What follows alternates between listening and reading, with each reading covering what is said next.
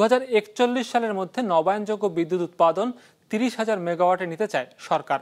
সেই লক্ষ্য পূরণে $3 কোটি বিনিয়োগ প্রয়োজন। বুধবার রাজধানীতে আয়োজিত এক সেমিনারে এসব কথা বলা হয়। আহ্বান জানানো হয় এ খাতে বিদেশি বিনিয়োগ বাড়ানোর।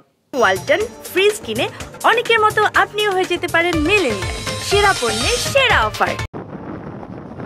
বর্জ্য বায়োগ্যাস কিংবা সৌরবিদ্যুৎ এমন প্রাকৃতিক উপাদান থেকে 40% বিদ্যুৎ উৎপাদন করতে চায় সরকার 2041 সালের মধ্যে। তবে এখন পর্যন্ত সেই লক্ষ্যমাত্রার 7 ভাগ অর্জন করা সম্ভব হয়েছে।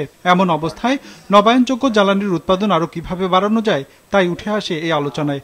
বলা হয়, নবায়নযোগ্য জ্বালানির উৎপাদন বাড়াতে যে পরিমাণ জমির প্রয়োজন তার ঘাটতি আছে দেশে, অভাব আছে সক্ষমতা আর প্রযুক্তিগত দক্ষতার। আমাদের তো জমি নাই, সাফিসিয়েন্ট জমি নাই, তাইলে পরে আমাদেরকে নতুন টেকনোলজি খুঁজতে হবে, যেই টেকনোলজি দিয়ে আমরা এই চ্যালেঞ্জটাকে মোকাবেলা করতে হবে। যেমন এখন floating solar is one of the technology, agro PV is another technology.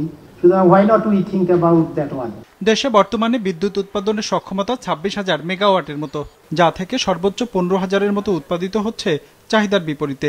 হিসাব বলছে দেশে এখন বিদ্যুৎ কেন্দ্র আছে 161টি, এর মধ্যে মাত্র 25টি নবায়নযোগ্য, বাকি 136টি গ্যাস, কয়লা ও তেল ভিত্তিক। তবে নবায়নযোগ্য খাত থেকে বিদ্যুতের উৎপাদন বাড়াতে প্রযুক্তির উন্নয়ন, বিনিয়োগ বৃদ্ধি ও সক্ষমতা বাড়ানোর তাগিদ দেওয়া হয় আলোচনায়। প্রেজেন্ট টেকনোলজিতে আমাদের সোলারের সাফিসিয়েন্ট ম্যান পাওয়ার এখন আছে মোটামুটি, কিন্তু আমাদের আদার যে সমস্ত নিউ এনার্জি যেগুলি আছে, রিনিউয়েবলস নিউ এনার্জি, সেই নিউ এনার্জিগুলির জন্য আমাদের কিন্তু সেই রকম ক্যাপাসিটি ডেভেলপ করতে হবে। নবায়নযোগ্য জ্বালানির উৎপাদন বাড়াতে চায় সরকারও। এজন্য নিজেদের সক্ষমতা বাড়ানোর কথাও জানানো হয় অনুষ্ঠানে। বলা হয়, সেই লক্ষ্যে এরই মধ্যে নেপাল ও ভুটানের সাথে চুক্তি স্বাক্ষরিত হয়েছে। 2041 সালের মধ্যে 30,000 মেগাওয়াট রিনিউয়েবল এনার্জি বা ক্লিন এনার্জি এরাই বলে এখন জেনারেট করতে চাই। তো অ্যাটলিস্ট $30 বিলিয়ন আমার ইনভেস্টমেন্ট লাগবে। সেই $30 বিলিয়ন কিভাবে আসবে? Development partners ready to invest. আমাদের জন্য সেই প্ল্যাটফর্মটা তৈরি করে দিতে হবে ডেভেলপমেন্ট পার্টনারদের, যে তারা যাতে এটা ইনভেস্ট করতে পারে।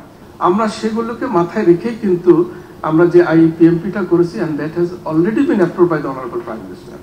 সুতরাং আমার মনে হয় কোনো কনফিউশন না করে আপনারা এটাই মাথায় রাখবেন, এটাই আমাদের অ্যাজ অফ টুডেজ প্ল্যান, যে 41 সাল নাগাদ আমরা 40% আমরা পরিচ্ছন্ন জ্বালানি থেকে আমরা আহরণ করব। সেই সাথে নবায়নযোগ্য জ্বালানির উৎপাদন বাড়াতে প্রযুক্তি উন্নয়নের তাগিদ দেওয়া হয় এ সময়। শিক্ষার্থীদের নবায়নযোগ্য জ্বালানির ব্যবহার সম্বন্ধে সচেতন করতে তা পাঠ্যক্রমে যুক্ত করার পরামর্শ আসে আলোচনা থেকে। রঞ্জিবুল মিজান, বিজনেস রিপোর্ট, মাছরাঙা টেলিভিশন।